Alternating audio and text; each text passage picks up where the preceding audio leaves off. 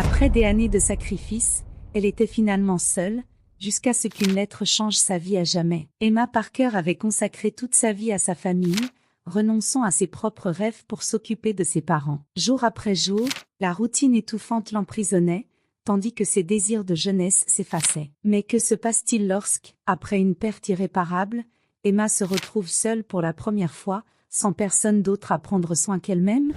Emma Parker était une femme d'âge moyen, au regard serein mais avec une tristesse profonde dissimulée dans ses traits. Elle vivait dans une petite ville de province, où le temps semblait s'étirer avec la monotonie des jours identiques. Chaque jour, Emma suivait la même routine, comme si elle était piégée dans un cycle sans fin. Elle se réveillait tôt, avant même que le soleil ne se lève, préparait le petit déjeuner pour sa mère âgée et malade, puis partait pour son travail au bureau de comptabilité locale. Le travail d'Emma était méthodique, monotone, et elle le faisait depuis plus de 20 ans. Le tic-tac de l'horloge du bureau semblait rythmer sa vie, chaque seconde répétant la précédente. La seule émotion qu'elle ressentait était la légère anxiété de savoir qu'à la fin de la journée, elle devrait rentrer en courant chez elle pour s'occuper de sa mère. Son père était décédé 1 an auparavant, victime d'un arrêt cardiaque soudain, et depuis, la santé de sa mère s'était détériorée. Emma n'avait pas eu d'autre choix que d'assumer l'entière responsabilité de sa mère. Sa vie était déjà pleine de devoirs,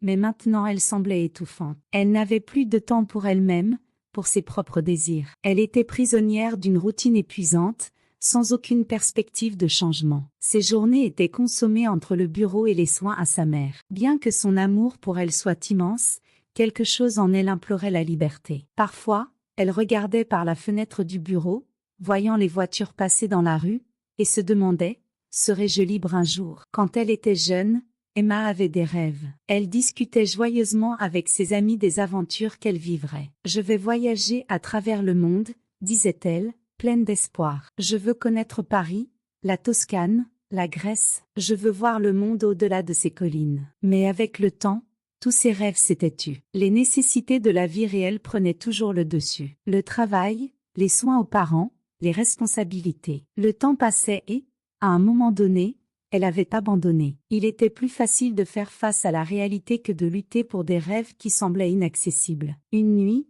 Emma était assise sur la véranda de sa maison après une longue journée. La brise légère faisait frémir les feuilles des arbres, et les étoiles brillaient dans le ciel clair. Elle se sentait plus épuisée que jamais. Sa mère dormait déjà, et c'était le seul moment qu'elle avait pour elle-même. Emma soupira, regardant le ciel, imaginant ce que cela pourrait être d'être à Paris, assise dans un café au bord d'une avenue animée, observant les passants. « J'aimerais tant », murmura-t-elle pour elle-même, les yeux fixés sur les étoiles. Mais elle se corrigea rapidement. « Non, je ne peux pas, je dois être ici. C'est mon devoir. » À cet instant, son amie de longue date, Sarah, l'appela. Emma répondit, et la voix joyeuse de Sarah contrastait avec sa mélancolie. « Emma, pourquoi tu ne prends pas une pause? Tu le mérites, ma chère. » Emma soupira. « Je ne peux pas, Sarah. Ma mère, tu sais, elle a besoin de moi. » « Oui, je sais. Mais toi aussi tu as besoin de temps pour toi. Tu te sacrifies toujours,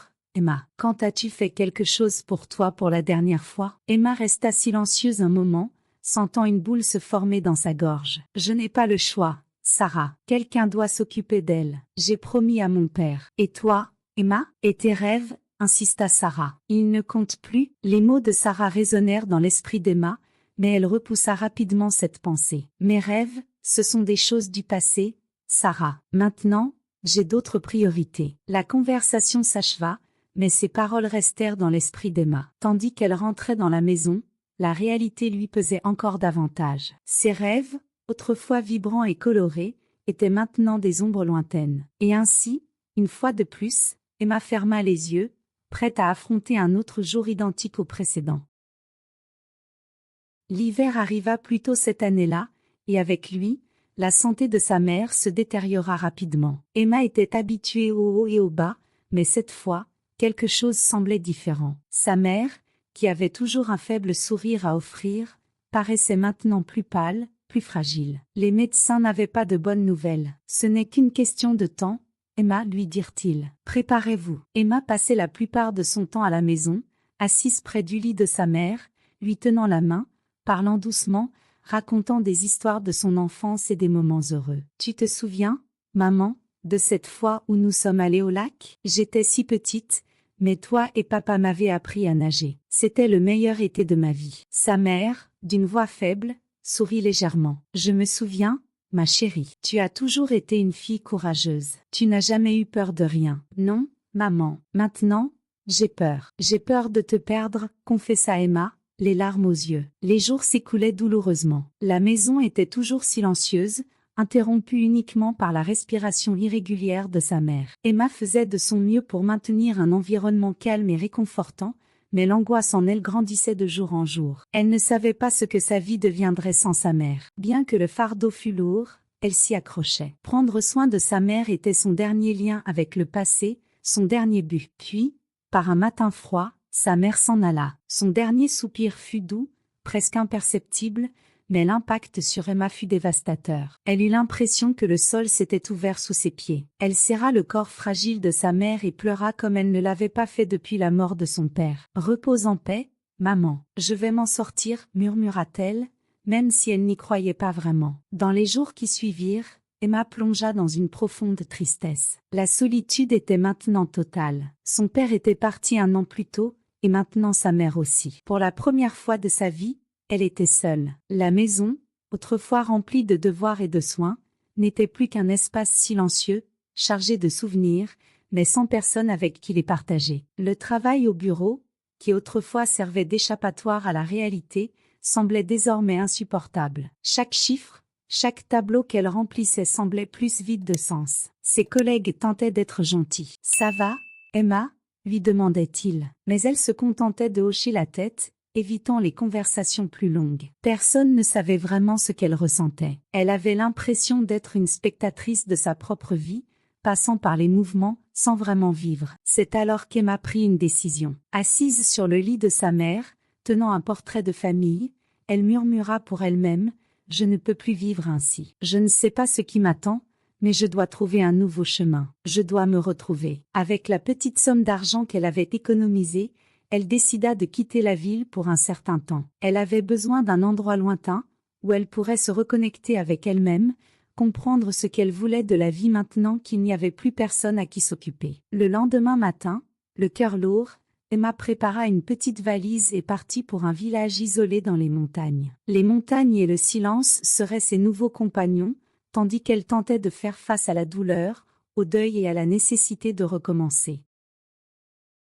Les premiers mois dans les montagnes furent d'un profond silence. Le village était petit, avec des maisons en pierre, entourées de vastes champs et de forêts denses. Emma s'installa dans une petite cabane en bois, isolée du village principal, où elle passait ses journées à marcher sur les sentiers environnants, respirant l'air pur et observant la nature qui l'entourait. Le silence était confortable, comme une étreinte qui l'enveloppait et lui donnait l'espace nécessaire pour penser et ressentir. Elle aimait particulièrement s'asseoir au bord d'un lac tranquille, dont les eaux reflétaient les montagnes en arrière-plan. Là, tandis qu'elle observait les oiseaux plonger dans l'eau cristalline, Emma se permettait de penser au passé, à tout ce qu'elle avait laissé derrière elle. Les souvenirs de ses parents revenaient avec force, mais désormais, ils n'étaient pas seulement douloureux. Elle ressentait aussi un sentiment de gratitude. Un matin, Emma fut surprise par un visiteur inattendu. Un homme grand, à la barbe grisonnante, se tenait à l'entrée de sa cabane lorsqu'elle revint de sa promenade matinale. Il avait un sourire bienveillant sur le visage. « Vous êtes Emma Parker, n'est-ce pas ?» demanda-t-il, d'une voix grave mais amicale. « C'est moi, et vous êtes ?» répondit Emma, légèrement méfiante. « Je m'appelle Daniel. J'ai connu vos parents il y a de nombreuses années, lorsqu'ils venaient dans ces montagnes. Mon père était ami avec votre père. » Emma fut surprise. « Je ne savais pas qu'il venait ici. » Daniel sourit. « Oui, il venait chaque été, avant votre naissance. Votre père me parlait souvent de vous, de son rêve de vous amener ici un jour. » Ces paroles touchèrent Emma comme une vague. Elle n'avait jamais connu ce côté de l'histoire de ses parents. Elle ressentit une curiosité soudaine, un besoin de savoir davantage sur le passé qu'elle n'avait jamais connu. « Ça vous dérangerait de m'en dire plus à ce sujet ?» demanda-t-elle, avec une lueur dans les yeux qu'elle n'avait pas ressentie depuis longtemps. Daniel acquiesça. « Bien sûr, je serais ravie. Nous pourrions marcher sur les sentiers, comme vos parents le faisaient. » Les deux passèrent le reste de la journée à parler du passé. Daniel lui raconta des histoires sur son père, comment il était passionné par les montagnes, comment il rêvait d'apprendre à sa fille à escalader des rochers et à camper sous les étoiles. C'était comme si, soudainement, Emma découvrait une partie de son père qu'elle n'avait jamais connue. Ces histoires éveillèrent quelque chose en elle. Ce n'était pas seulement de la nostalgie, mais un désir renouvelé d'aller de l'avant. Le temps passé dans les montagnes, combiné aux histoires que Daniel avait partagées, commençait à guérir les blessures qu'elle portait. Emma réalisa que, bien que ses parents ne soient plus là, leurs souvenirs, leurs histoires et leur amour continuaient de vivre, d'une manière qu'elle n'avait jamais imaginée.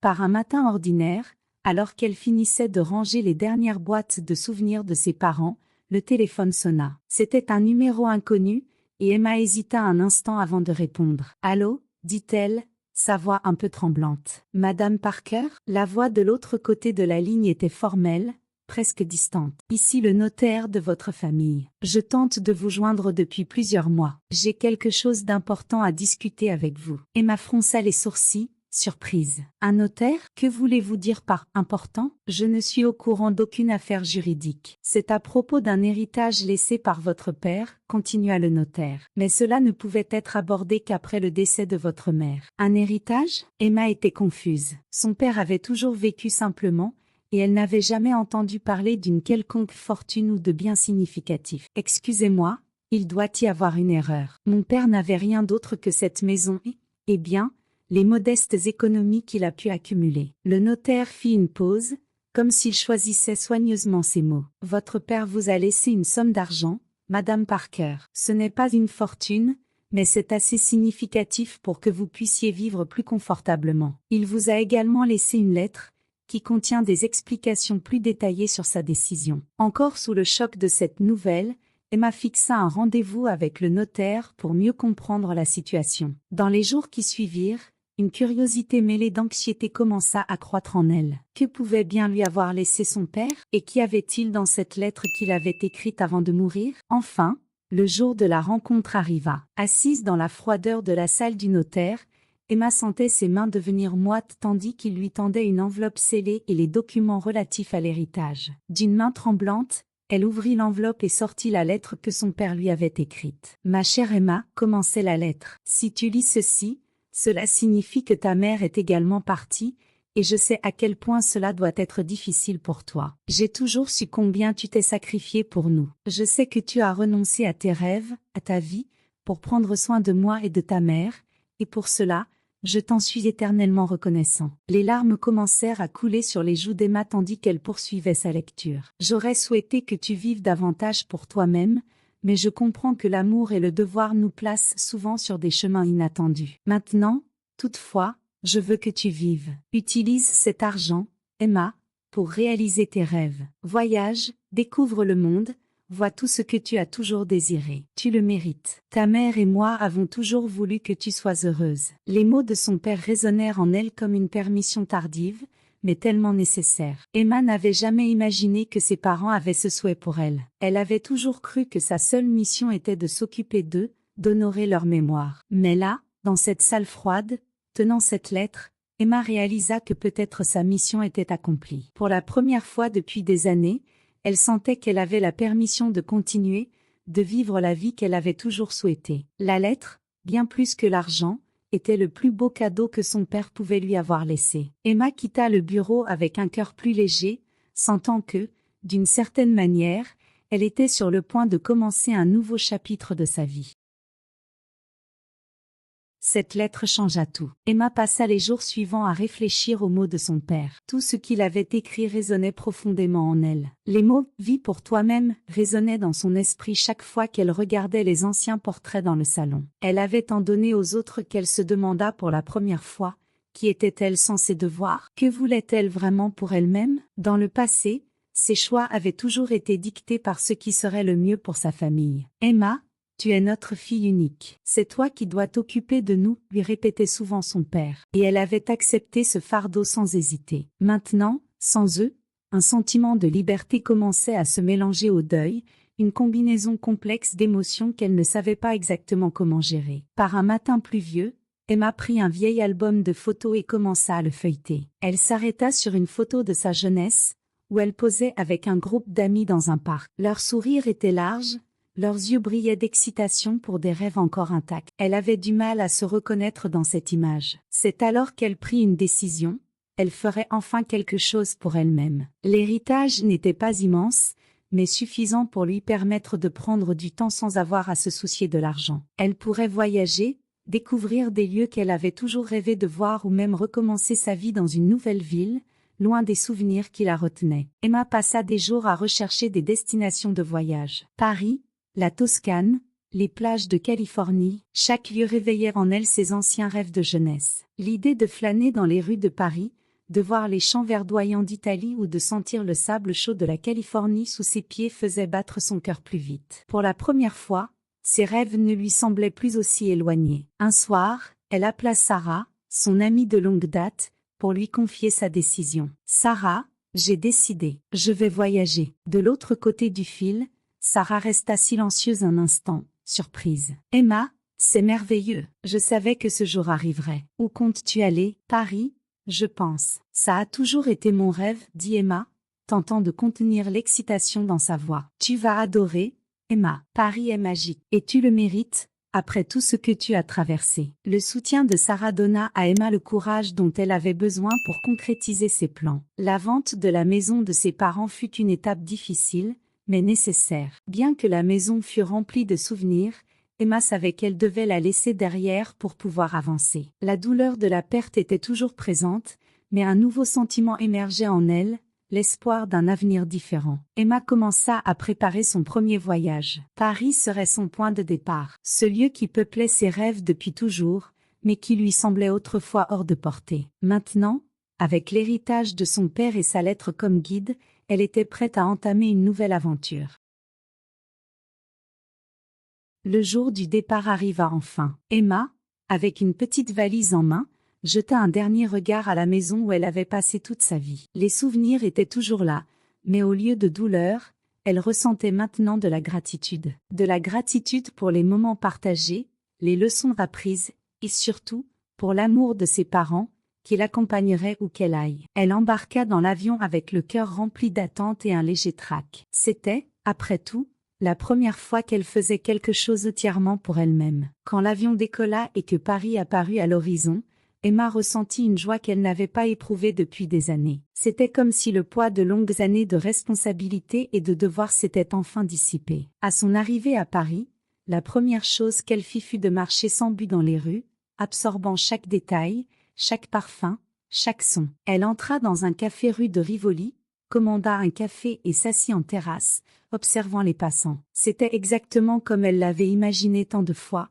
mais cette fois, elle vivait réellement ce moment. Emma passa des semaines à explorer la ville. Elle visita le Louvre, monta à la Tour Eiffel, longea les berges de la Seine et se perdit dans les ruelles de Montmartre. À chaque coin de rue, elle se sentait plus vivante, plus connectée à elle-même. Il n'y avait plus de peur, plus de culpabilité, seulement la liberté d'être elle-même. Les voyages d'Emma ne s'arrêtèrent pas à Paris. Elle se rendit en Italie, parcourut les vignobles de Toscane, explora les villages côtiers, puis arriva enfin aux plages ensoleillées de Californie. Chaque nouveau lieu était une découverte, une nouvelle expérience qui la remplissait de joie et de satisfaction. Elle comprit alors que ce qui avait commencé comme une quête de solitude et de deuil s'était transformé en un voyage de découverte de soi et de renaissance. Elle ne savait pas ce que l'avenir lui réservait, mais pour la première fois, elle était enthousiaste à l'idée de le découvrir. Et où qu'elle aille, elle savait que ses parents seraient toujours avec elle, non comme un poids ou une responsabilité,